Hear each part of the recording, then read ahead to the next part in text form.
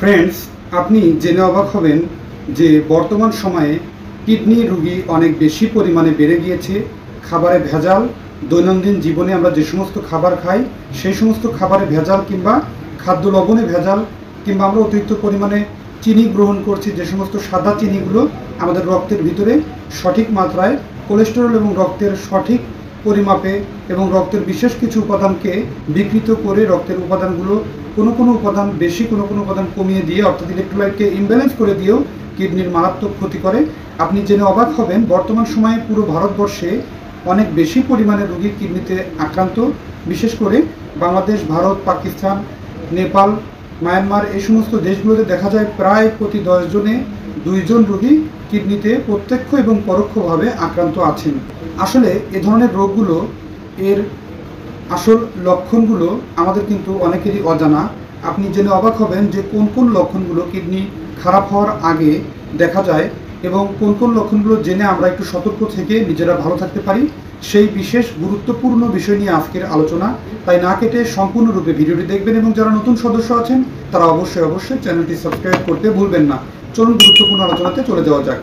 Kidney রোগের আসলে প্রাথমিকভাবেই আমরা কিডনি রোগ হওয়ার পূর্বেই আমরা একটু সতর্ক থাকতে পারি।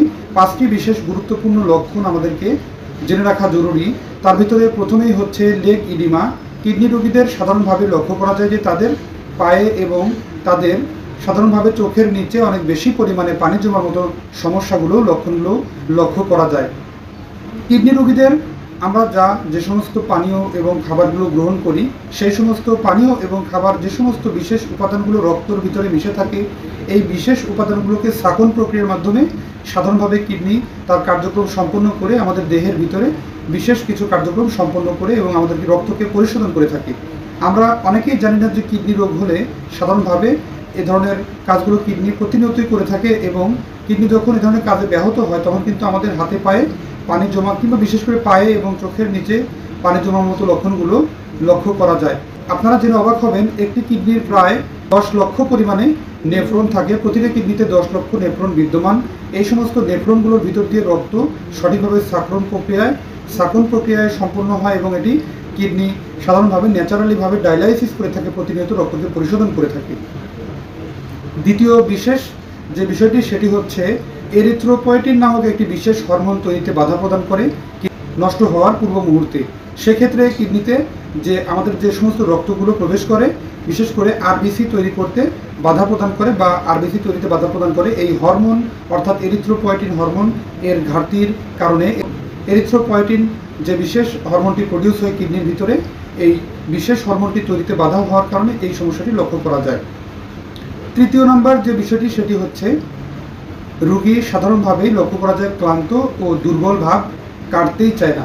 যে সমস্ত রোগীরা কিডনি রোগে আক্রান্ত হচ্ছেন বা হওয়ার সম্ভাবনা রয়েছে তাদের কিন্তু ক্লান্তি ভাব কাটতে চায় না, দুর্বলতা একদম কাটতে চায় না। অনেক ক্ষেত্রে দেখা যায় অন্যান্য রোগের লক্ষণ হিসাবেও কিডনি রোগের আমরা অনেক সময় ভুলভাল চিন্তা করে থাকি যে কিডনি রোগে আক্রান্ত হলো কিনা। না, এরকমটি না। কিছু বিশেষ পরীক্ষা নিরীক্ষা আমাদেরকে কিডনি রোগের যে সতর্কতা এটি বহন করে কিছু বিশেষ পরীক্ষা নিরীক্ষার প্রয়োজন হতে পারে, যেমন সিরাম ক্রিয়েটিনিন, এছাড়াও বিভিন্ন রকম টেস্ট আছে। গুরুত্বপূর্ণ টেস্টগুলো সাধারণভাবে এক্ষেত্রে চিকিৎসকের নিকট গেলে এটি টেস্ট করে থাকেন। চতুর্থ নাম্বার যে বিশেষ লক্ষণ কিডনি রোগ হওয়ার আমরা যে সতর্কতা অবলম্বন করতে পারি সেটি হচ্ছে ত্বকের চুলকানি। কিডনি রোগীরা যারা কিডনিতে আক্রান্ত হওয়ার চান্স বেড়ে যাচ্ছে বা আক্রান্ত হওয়ার একটা প্রাদুর্ভাব লক্ষ্য করা যাচ্ছে, তাদের একটি বিশেষ লক্ষণ হচ্ছে ত্বকে চুলকানো।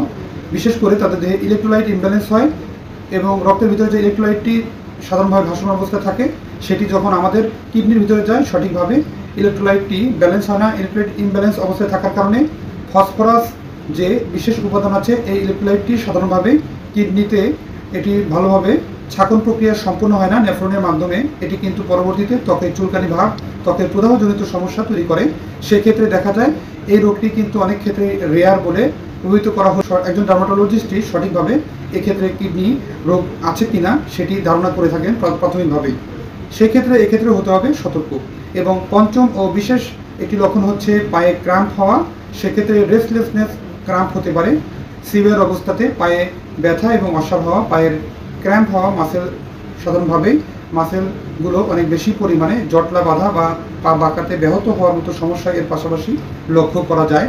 তাই অবশ্যই কিডনির যে সমস্যাটি, আমাদের দেহের যে দুটি গুরুত্বপূর্ণ যে কিডনি আছে, আপনি জেনে অবাক হবেন, একটি কিডনির অর্ধেক ভাগ, অর্থাৎ একটি কিডনির 50% কাজ করলেই কিন্তু আমাদের কিডনির সঠিক ইফিকেসিটা বা কিডনি সারাটি দেহের রক্ত সঠিকভাবে পরিশোধন করতে পারে। তাহলে কতটুকু পরিমাণে কিডনি নষ্ট হলে, কিডনি বিকল হয় বা কিডনি তার কার্যকারিতা একদম ব্যাহত হয়ে কিডনিকে ডায়ালাইসিস পর্যায়ে পর্যন্ত পৌঁছাতে হয়, কিডনির ভিতর থেকে যে রক্ত আছে রক্তকে ডায়ালাইসিস করতে হয়, কতটুকু পরিমাণ কিডনির কার্যকারিতা ব্যাহত হলে, তারপরে আমাদেরকে অনেক বেশি পরিমাণে সতর্ক থাকতে হবে। কিডনি স্রষ্টা কর্তৃক একটি অবিস্মরণীয় নিয়ামত, এটি আল্লাহর দেওয়া একটা বিশাল নিয়ামত, যেটি কিনা আমাদের দেহের একটা বিশেষ গুরুত্বপূর্ণ কার্যক্রম সম্পন্ন করে এবং দেহকে বিভিন্ন প্রকার সাধারণভাবে বজ্র ও দূষিত পদার্থগুলো রক্তের ভিতর ভাসমান অবস্থায় যেগুলো থাকে এগুলোকে সুন্দরভাবে এক্সক্রিট করতে বা দেহ থেকে বের করে দিতে খুব গুরুত্বপূর্ণ ভূমিকা পালন করে।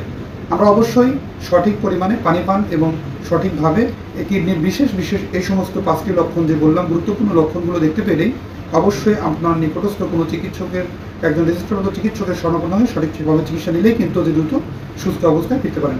ধন্যবাদ। আজকের অনুষ্ঠানটি এ পর্যন্ত। লাইক, কমেন্ট, শেয়ার এবং সাবস্ক্রাইব করতে ভুলবেন না। আল্লাহ হাফেজ।